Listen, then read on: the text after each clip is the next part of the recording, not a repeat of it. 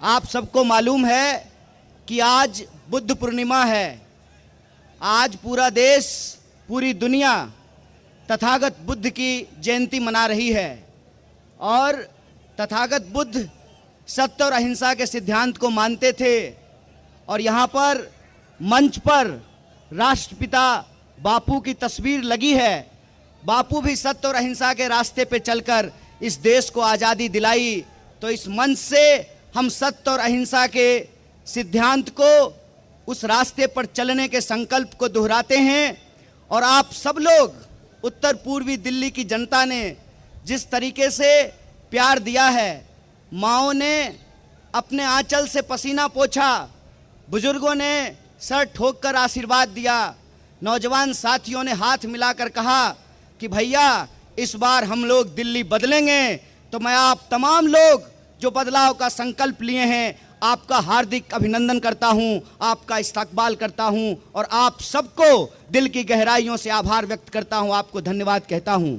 और बिना किसी देरी के यहाँ जो सम्मानित मंच है, मंच पर उपस्थित हमारी पार्टी के पूर्व अध्यक्ष श्री राहुल गांधी जी, हमारे पार्टी के महासचिव केसी वेणुगोपाल जी और एआईसीसी की तरफ से ऑब्जर्वर लगाए गए पूर्व मंत्री, पूर्व सांसद और जनरल सेक्रेटरी बड़े भाई सचिन पायलट जी, दिल्ली प्रदेश कांग्रेस कमेटी के अध्यक्ष देवेंद्र यादव जी, पूर्व अध्यक्ष अनिल चौधरी जी, हमारे बुजुर्ग और आदरणीय नेता चोपड़ा जी और दूसरी जगहों से भी मौजूदा विधायक भाई जिग्नेश मेवानी, हमारे क्रांतिकारी दोस्त हैं।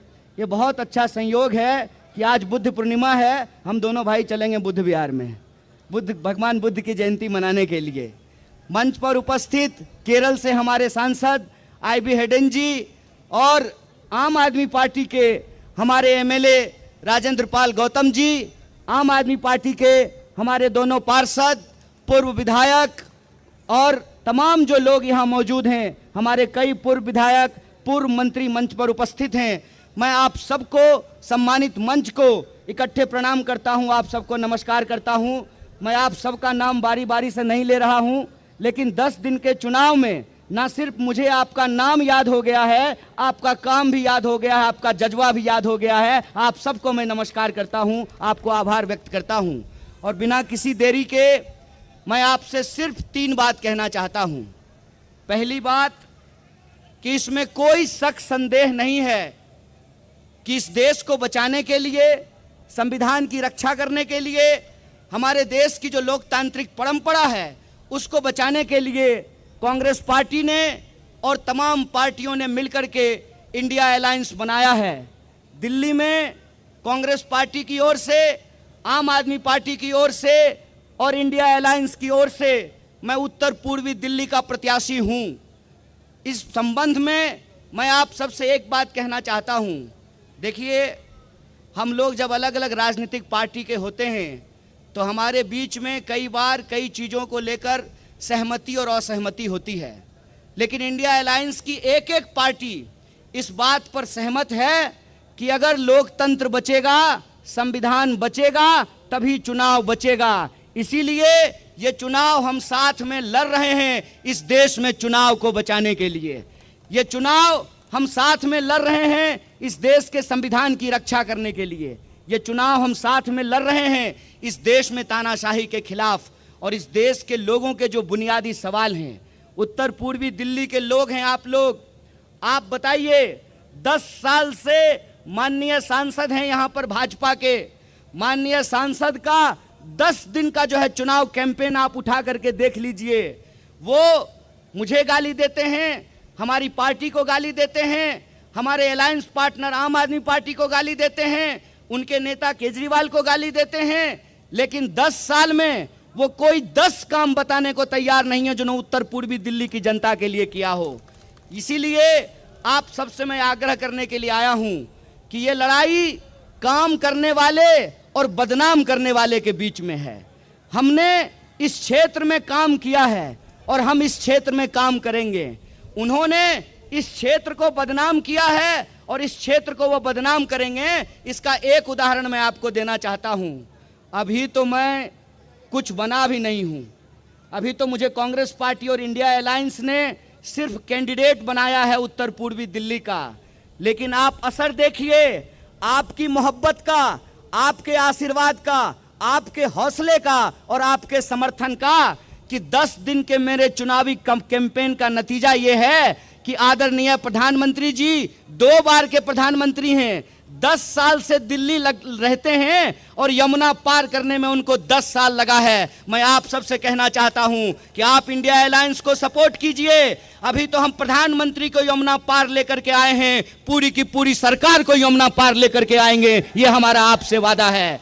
और जिस तरीके से वो अपमानित करते हैं यमुना पार रहने वाले लोगों को, मैं तो कहता हूं, मेरा नाम कन्हैया है, गंगा किनारे में पैदा हुआ और यमुना किनारे रहने वाले आप तमाम मतदाताओं ने जिस तरीके से मुझे गले लगाया है, जिस तरीके से आपने आशीर्वाद दिया है, हमको पूरा भरोसा है कि यमुना के किनारे रहने वाले लोगों को जो भाजपा अपमानित कर रही है, आपको मालूम है जय शाह के पिताजी ने अभी कहा कि इंडिया अलायंस के जो वोटर हैं वो पाकिस्तानी हैं।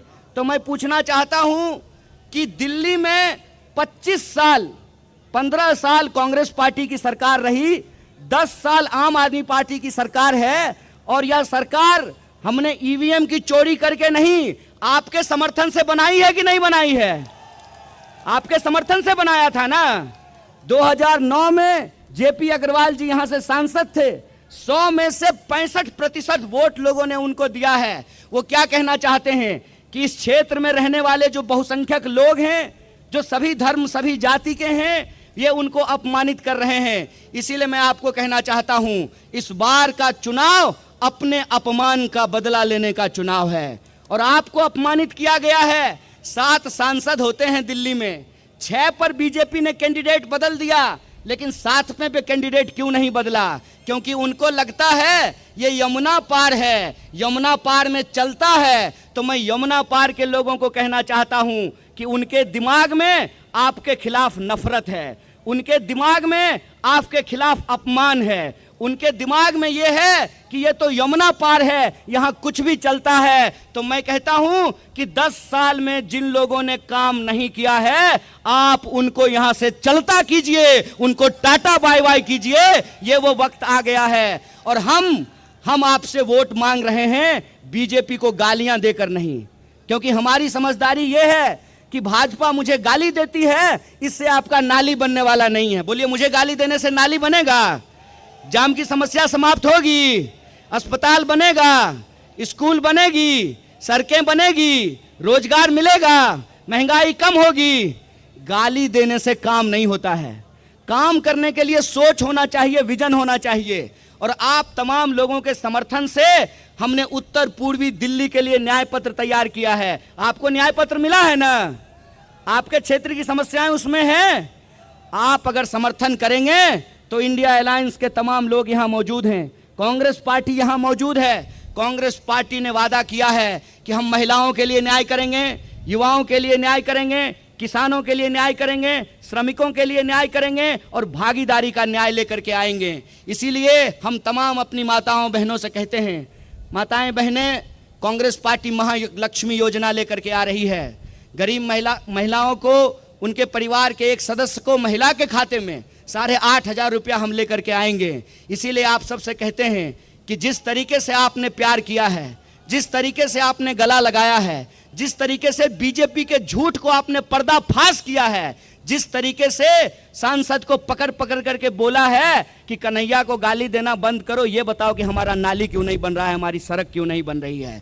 ये आपके आशीर्वाद का असर है कि अब जो है वो काम की बात करने लग रहे हैं और हाथ जोड़ करके आपसे 4 महीना मांग रहे हैं। मैं कहता हूं कि आपने 10 दिन में जो प्यार दिया है उस प्यार को बनाए रखिए। हम जानते हैं कि गर्मी बहुत है, बहुत ज़्यादा गर्मी है, और इस गर्मी में भी इतनी भरी तादाद में आप यहाँ आए हैं। आपसे मैं आग्रह करता हूँ कि आने वाली 25 तारीख को 1 दिन की गर्मी बर्दाश्त करनी है ताकि महंगाई हमको झेलना ना पड़े। 1 दिन की गर्मी बर्दाश्त करनी है ताकि हमको बेकारी ना झेलना पड़े।